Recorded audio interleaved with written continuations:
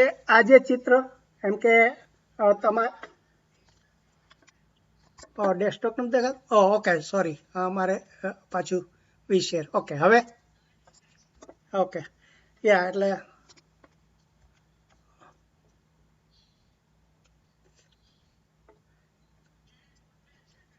Okay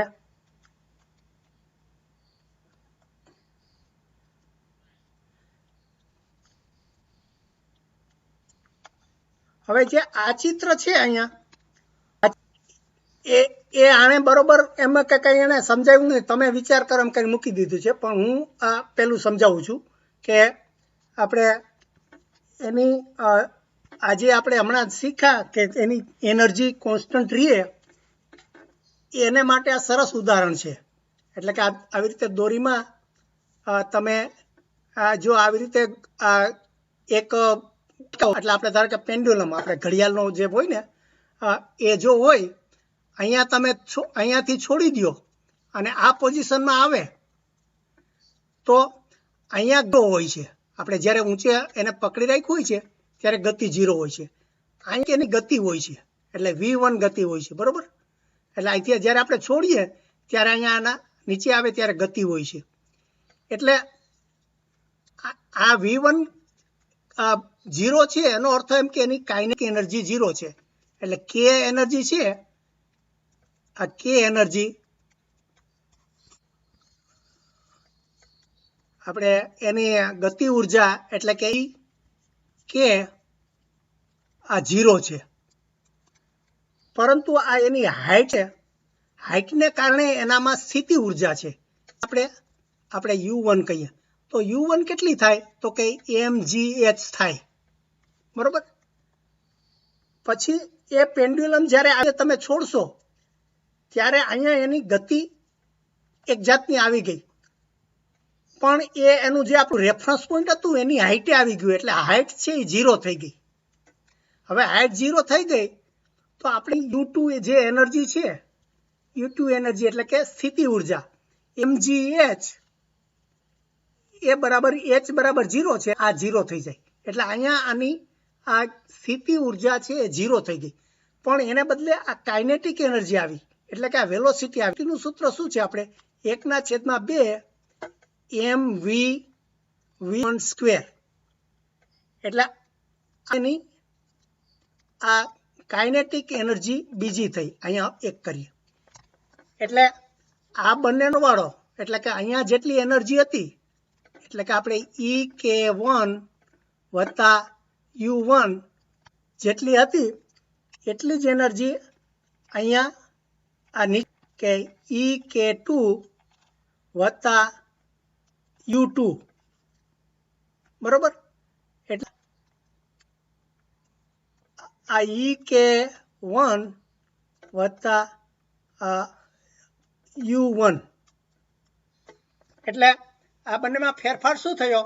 અહીંયા ek1 અહીંયા 0 હતું, આ ek1 0 ત્યારે u1 હતું, જ્યારે અહીંયા આપણે u2 0 થાય છે, એટલે આ ek2 બરાબર u1 થયું. આ ek2 બરાબર u1 એટલે કે u1 શું હતું? એ સ્થિતિ. અહીંયા જ્યારે પેન્ડ્યુલમ આપણે પકડી રાખ્યું હતું ત્યારે એ ગતિ નહોતી, પણ એને સ્થિતિને કારણે જે ઉર્જા હતી, અહીંયા જ્યારે આપણે છોડ્યું અને અહીંયા જે નીચે આવ્યું ત્યારે એની ગતિ એનામાં આવી. એ ગતિ કેટલી આવી તો કે આટલી કેટલી ઊંચાઈથી આપણે છોડ્યું એના ઉપર એનો આધાર છે. એટલે આવી રીતે આપણે આ એક સ્થિતિ ઉર્જાને ગતિ ઉર્જામાં પરિવર્તન કર્યું, બંને સરખું. એટલે એ કેવી રીતે શોધાય એના દાખલા પછી એને ગણવાના આવશે, પણ અહીંયા એને પિક્ચરમાં આમ બધું દ્રષ્ટાંતો આપીને નથી સમજાવ્યું, એટલે મેં ખાલી અહીંયા એ બતાવ્યું. એટલે આ રીતે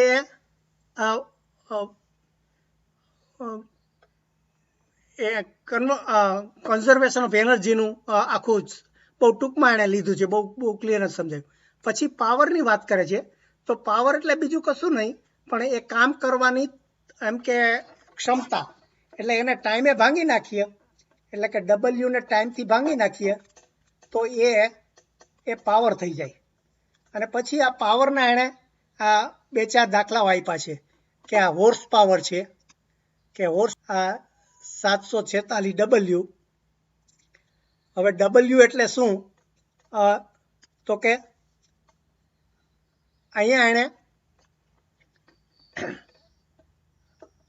આપણે એટલે ઇલેક્ટ્રિક પાવરની વાત કરે છે.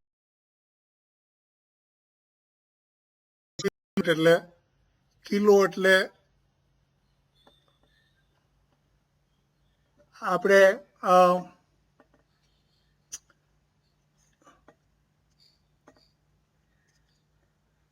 એટલે આ જે કિલોવોટની ને મેગાવોટની વાત કરે છે એમાં આજે અહીંયા આપણે ઇલેક્ટ્રિકના યુનિટ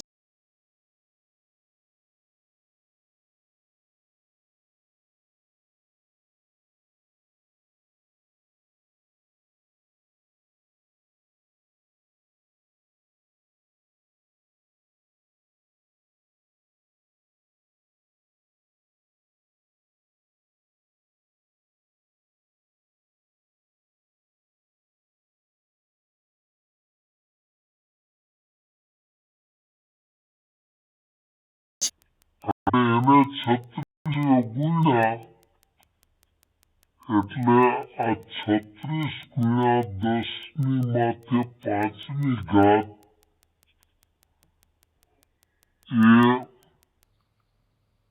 એટલું આવ્યું. એટલે આપણે જે વીજળીનું માપ એક યુનિટ પડી એમ કહીએ છીએ ત્યારે એનો અર્થ એમ કે એ 5 આ 3.6 ગુણ્યા 10 ની માથે 6ની ઘાત જુલિયન. આ જુલિયન એટલું એની વીજળી વપરાય થયું. પછી આ ગરગડીનું વચ્ચે મૂક્યું છે નકામું, કંઈ એનો કોઈ દાખલા નથી, કશું નથી, ખાલી લોજિકલ નથી આમાં. અને આ બીજો ઉદાહરણ છે એ પછી આના ઉપરથી આ કેટલી એનર્જી છે એ માપવાનું છે. એટલે ગરગડીના કોઈ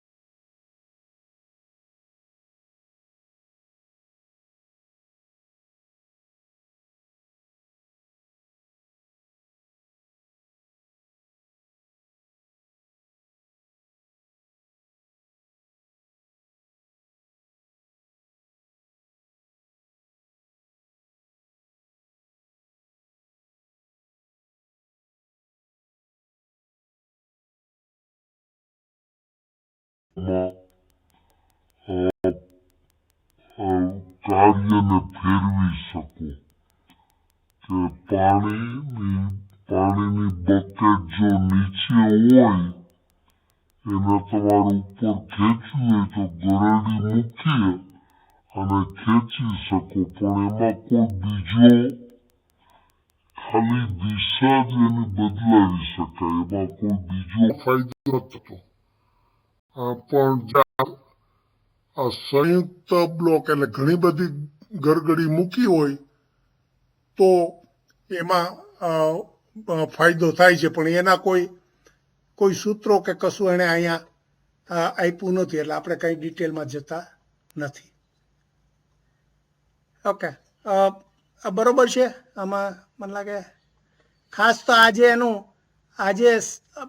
કાંઈને આજે અગત્યનું છે સૌથી, કે એક પ્રકારની એનર્જીમાંથી બીજા પ્રકારની એનર્જીમાં કેવી રીતે ફેરવાય છે કે એક વસ્તુ ઊંચેથી નીચે પાડી તો એ જે બે ગતિ ઉર્જા અને સ્થિતિ ઉર્જા જે થયું એ બંનેનો સરવાળો કરીએ અને સાબિત કર્યું કે એની કુલ શક્તિ હતી એ સરખીને સરખી અચલ રહે છે. અને પછી આ જે આપણે પેન્ડ્યુલમનો દાખલો આપ્યો એમાં એ રીતે સાબિત કર્યું કે